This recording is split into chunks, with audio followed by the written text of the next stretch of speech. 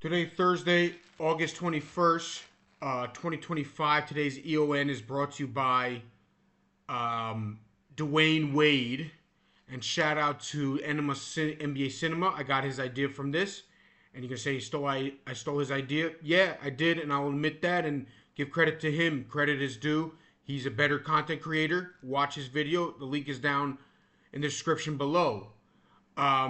I have to say this about it's a very good channel, and I want to say I hope you should go and subscribe to his channel. I think it's a better channel than mine. I'm not gonna lie to you. I prefer you subscribe to mine because I got to get my subscribers up. He's got thousands, and I'm sure he's going to do well for himself in the later future. He's done a great job. I think he does other channels that have done very well with I think celebrities and NBA Cinema. He does a lot of NBA, I guess, gossip things that are going on, and he's done a good channel. I mean, he's a good channel broadcasting the game. And I want to say this about what he says about Dwayne Wade, which I've always said this. Dwayne Wade, as years have gone on, first of all, he gets away with everything when it comes to that big three. Like, he didn't run away from competition. Like, obviously, LeBron is the best, and he's the main player. The excuses, this, stupid, I don't even know, crybaby. I mean, we all are. Le, fuck up. I mean, that's who he is. I mean, that's what he is. He's a great player. He's one of the best players to ever played a game. There's no doubt about it. But he just every time it's like it's not my fault. It's someone else's fault. There are other 8 players in the court. It's more than like we didn't have enough. We never have enough. I mean, we only have the 2006 guy who Finals MVP who scored 30 points a game. We have a guy that averaged 24. We have the leading rebounder goes to Cleveland and he doesn't know how to rebound suddenly. He doesn't know how to play. I mean, he just sits in the corner and does nothing. That's what he did. And he made the All-Star game, average 18 by sitting in the corner. But everybody's like made because of him. Everybody was good because of he made people better when he made nobody better. I mean, he was just a great player. So, okay, LeBron James gets the bulk of the excuses. But Dwayne Wade, when I say EON, mean expert on nothing, you just talk about stuff, and you got to be good at getting your word out. Dwayne Wade gets excuse for like being like, I just wanted to play against him. It was LeBron who did this, and then it was more like, oh, I called up LeBron after Kobe won this 5th title. I got 1, he got 0. I got to get titles. I got to catch up to this guy. And every time it's another excuse. NBA Cinema breaks it down perfectly, the timeline. And like, what is it? What is going on? And Chris Bosh is involved. Where is it? And then it was like, we were talking about it. We were hinting about it, but then I didn't know where he was going at the decision, when obviously the decision, he's laughing the whole time like, oh yeah, he's playing nonchalantly. He's going, I don't know where he's going. And everybody knows, like, you can tell by his body language, like, he knew where he was going. Like, just, it's over with. You played 4 years, and that's the history of it. But he's sitting there like, no. And everybody just gives him like, it wasn't Dwayne Wade, it was LeBron who did it. Obviously, LeBron is obviously the big guy. But you didn't want to compete. You wanted to like steal the show and whatever. I wanted to beat LeBron. No, you didn't. You wanted to play with LeBron. You're just as guilty. You just weren't as good as LeBron. So everybody like gives LeBron the heat. And rightfully so. But everybody, and you change the story every time. Every time the story's changed. So you start forgetting things. It's like every time I hear a story of my dad or people from many years ago, and every time I hear there's the same story, they add on details, they diminish details. It's not the same story anymore. People start forgetting their own freaking story. So what are you talking about? And then that's what's going on with this whole thing with Miami and the Big Four. Here's a fact.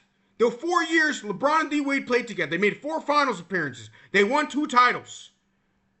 Okay? Ray Allen bailed them out on one of them. Dwayne Wade, against San Antonio, you were there like 2 games of that series. Oklahoma City, you were helpful. You weren't special. LeBron James wasn't 2 final series.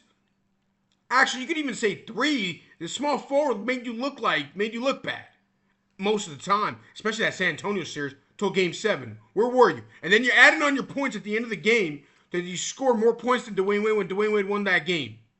In Game 4, suddenly at the last minute, you're scoring your points, making it look good because history's going to say you look good. But I didn't forget that. But everybody's calling the stories like, I averaged this and I averaged that. Okay. I don't understand. Like, you didn't get it done.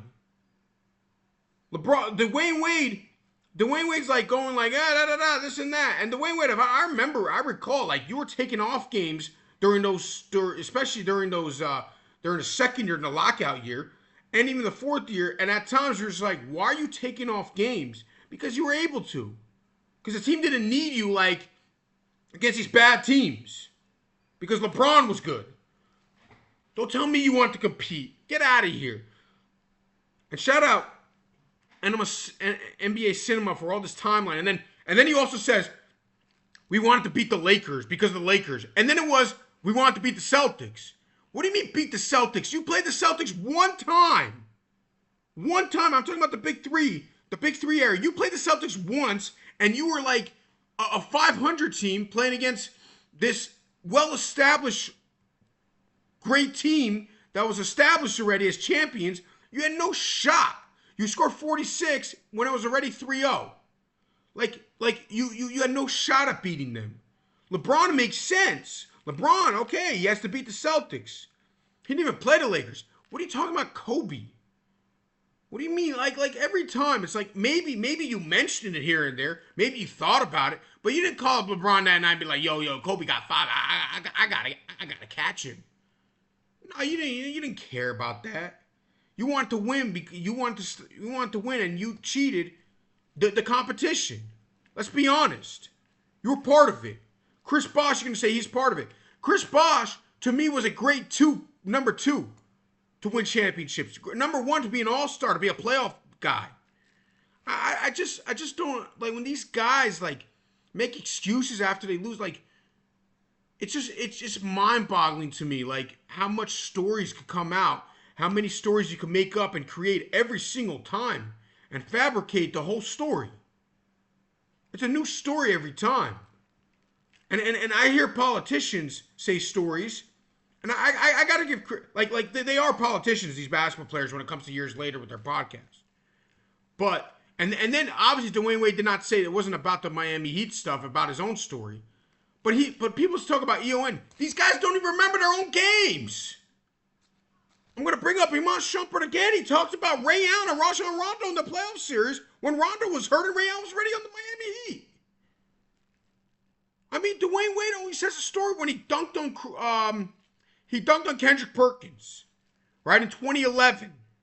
In 2011, after Kendrick Perkins was traded to the Celtics about a week or two before that. It was around that time. And he goes in House of Highlights, and this guy who loves doing this too because he loves the propaganda of kissing players' asses.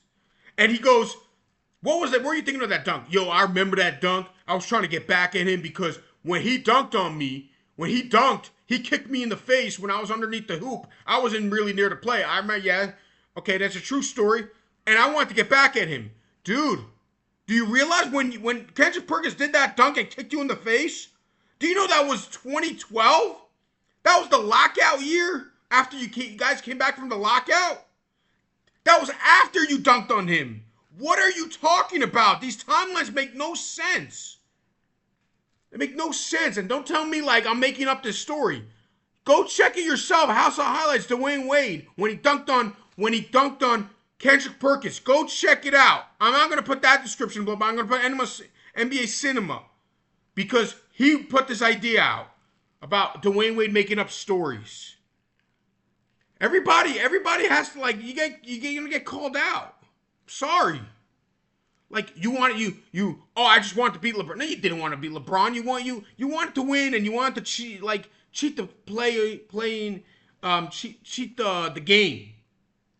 Like, let's be honest. You're gonna say, he's able to do what he did. He was entitled to do what he did, and he did it. Good for you. You're a 3-time champion, and deal with it.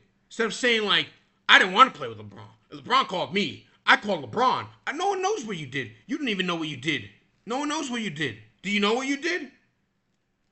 No, but I know one thing of fact.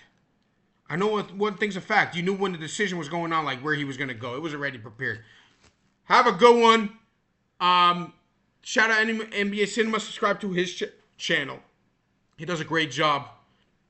And he has great content out. Subscribe to my channel here and on Rumble. Thank you. Have a great day.